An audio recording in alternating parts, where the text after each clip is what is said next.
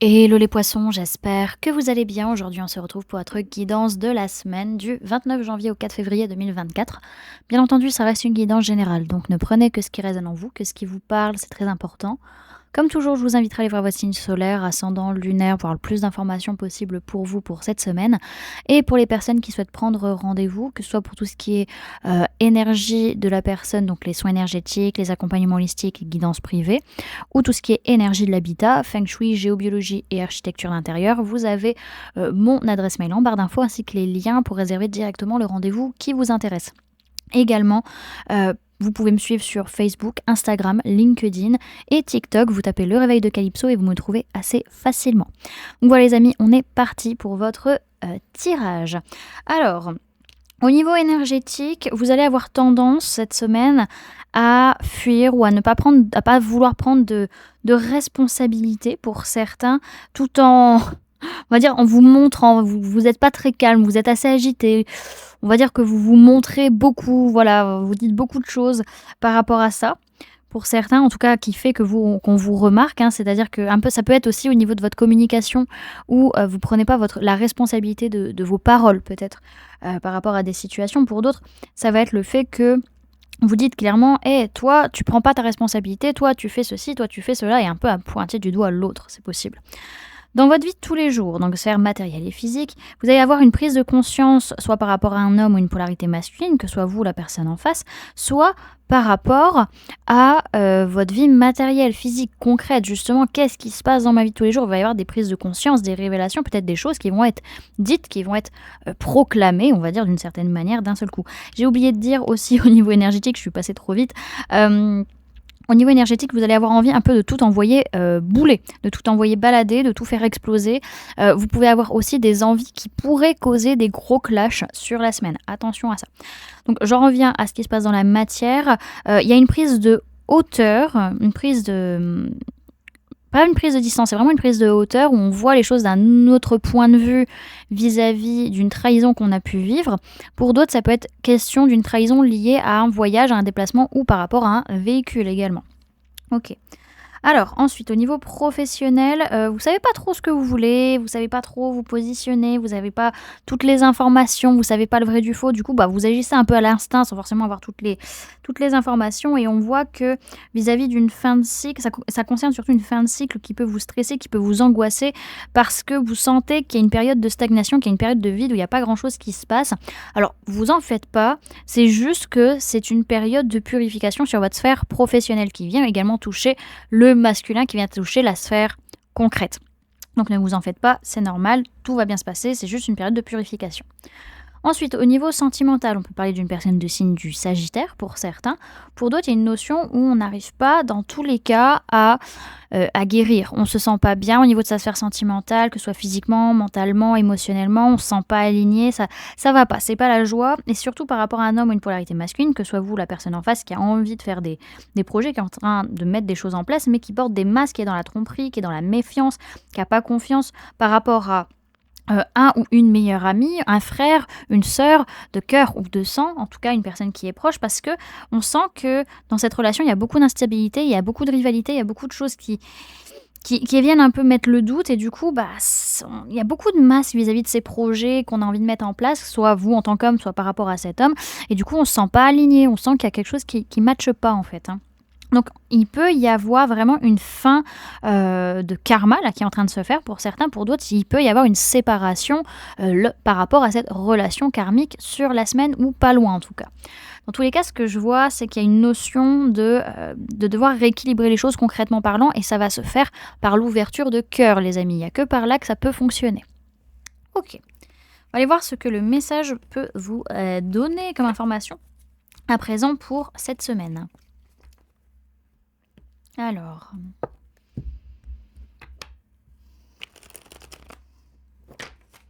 Hop.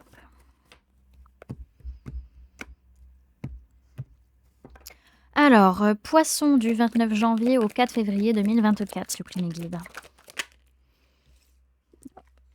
Tac, tac, tac, tac.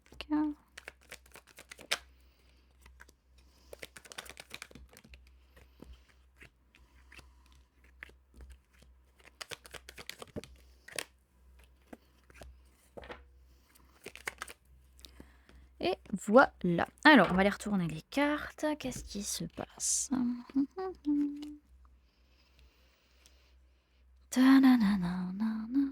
Donc dans un premier temps, je vais vous donner les signes du zodiaque que je vois dans votre tirage. Comme ça, vous pouvez prendre en compte par rapport aux personnes qui vous entourent. Sinon, ce sera l'énergie de la carte qui sera à prendre en compte. Alors, on peut me parler de personnes de signes de feu, bélier, lion, sagittaire, mais essentiellement le bélier. On peut parler de personnes de signes d'air, gémeaux, balance, verseau, mais essentiellement la balance et le verseau. Et personnes de signes de terre, taureau, vierge et capricorne. Ok, c'est une semaine où on est un peu agacé, on est un peu dans rébellion, tel un adolescent qui fait sa crise d'ado, comme qui dirait l'autre. Voilà, on est un peu dans cette colère permanente, on est dans une frustration et en même temps on a envie de rien faire, on a envie de rien mettre en place parce qu'il y a ce déséquilibre qu'on crée dans la matière et nous, on a juste envie, c'est de s'amuser, c'est de s'éclater, c'est de savourer l'instant.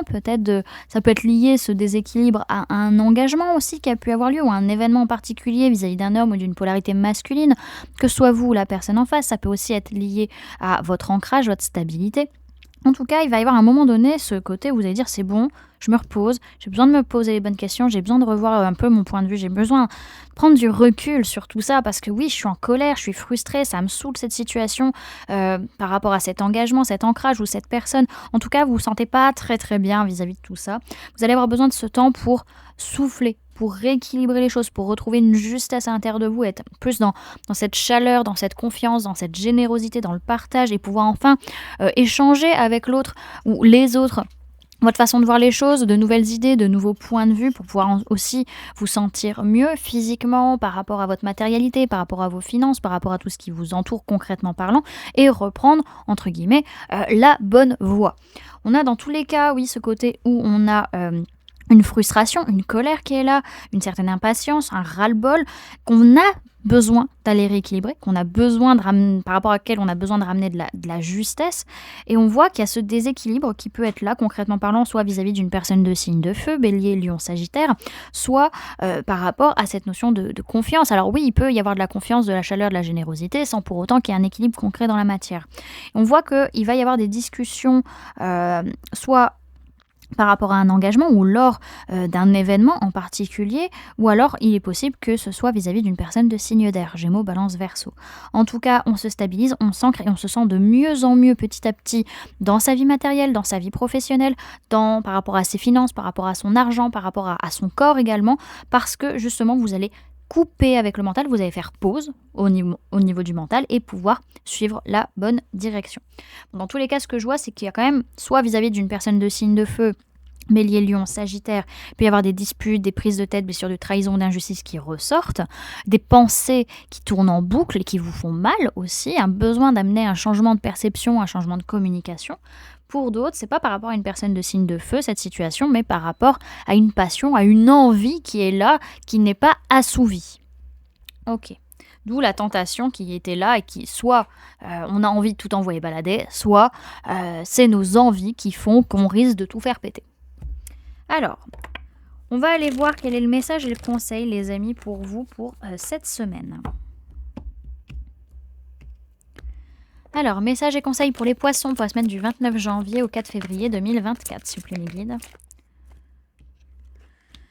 Alors, on a l'apprentissage à l'envers. On vous dit trop tard, trop dur, 1000 excuses infondées pour justifier votre procrastination et votre désinvestissement.